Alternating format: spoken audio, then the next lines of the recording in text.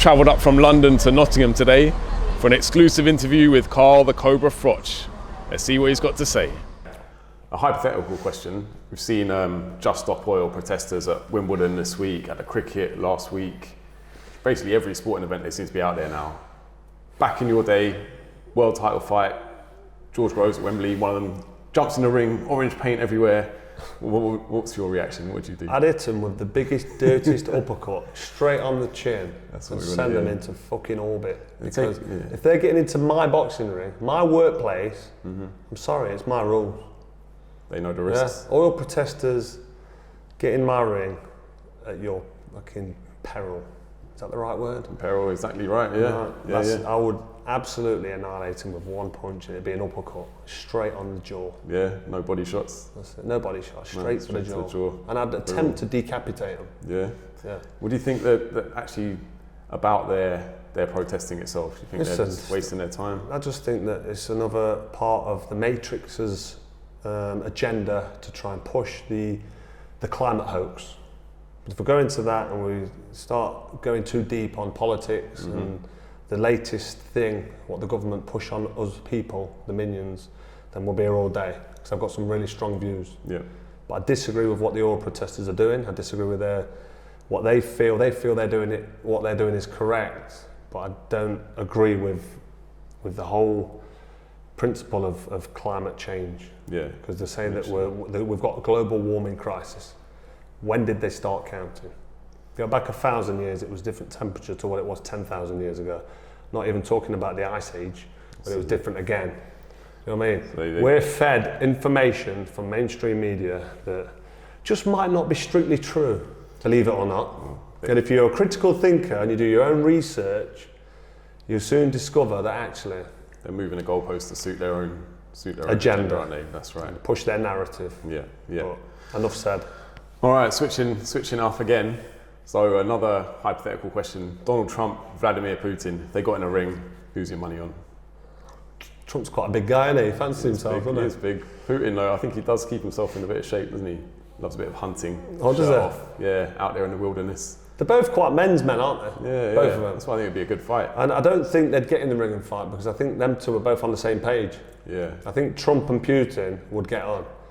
And I listened to Donald Trump give an interview last week, because I listened to quite a lot of his stuff. I listened to a lot of alternative media, should I say, away from the narrative of MSM, all the MSM bullshit that they feed us, which a lot of this will probably go on the mainstream media, but it is what it is. It's got its uses, but it's also got its plans, should I say. Donald Trump said last week that it would end the war in a day, war in Ukraine. Now that's very controversial, and it will be very controversial. I believe him. I think he's that kind of a man that could go out to Putin and sort this war out. Sit down, sort it out. Is it innocent people dying? Yeah. For what? That's for what? Really? What is it for?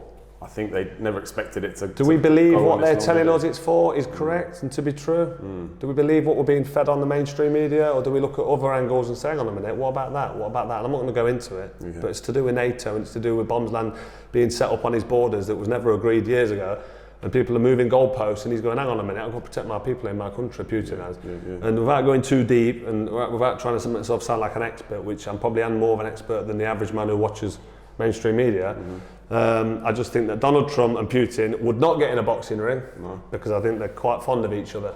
If they was forced to get in there, I think Trump would hit him with a right hand and iron him out unconscious. El Sparker, because he's the bigger man. There you go. It's a weight-governed sport for a reason. I think Trump fancies it. He's 70, isn't it? Yeah. Still think he can have him. If he lands a right hand, it's game over for Putin. Go. Maybe we will see it one day. Just a friendly boxing match. But yeah, remains to be seen. All right, one final question then.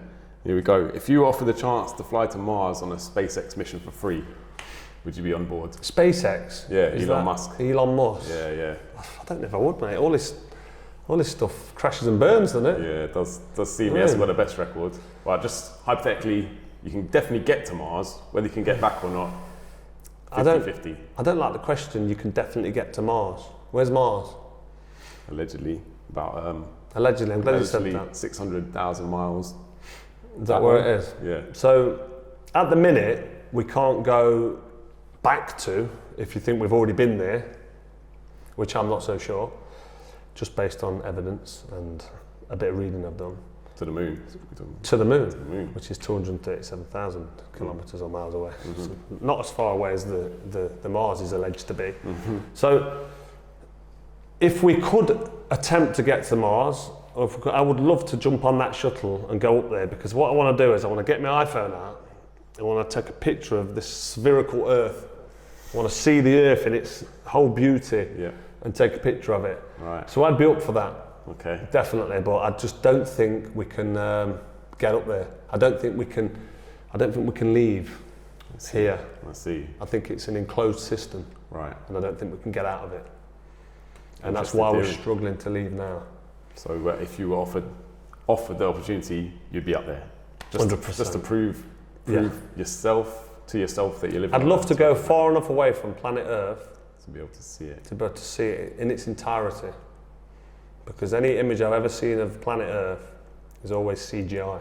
Right. Which basically means it's a cartoon. See. It's computer generated. So I'd love to do that, so yes, I'd be up for it. So yes. But I won't hold my breath, because I don't think it's happening in my lifetime. Yeah, that's probably the thing, isn't Even it? if it is possible. Maybe. Which is really interesting. Because why haven't we gone back to the moon in over 50 years? They say it's not worth the money. It's not worth it, but really, you've been to the moon, it's not worth the money to go back. How much does NASA get funded every day? Yeah. Do you know? No. Hundreds of millions. It's big money, big money. Don't want to go to the moon to prove all the doubters wrong. I think they've sent a probe to Mars, haven't they? They've tried. To get They've tried to send quite a lot of things out. Yeah. God separated the waters and the heavens using the firmament dome. That's what it says in the Bible. I'm not a deeply religious man. But I do read the Bible. So whether or not we can leave this, like I said, what would be an enclosed system or not, is still up for debate. I've not seen anybody. Richard Branson's tried it, crashed and burned. Elon Musk's tried it. He sent that. What was that car he sent up there? Was it a Tesla? With a spaceman in it? Yeah. That looked as moody as you like, that did. That was gone as well. That shot off into some asteroid belt, apparently. Suspicious. Well, anyway. Interesting. But yeah, we'll leave it at that. Carl Froch, it's been a pleasure. Thank you. Thanks for your time. Always a pleasure, mate. Nice one. Cheers.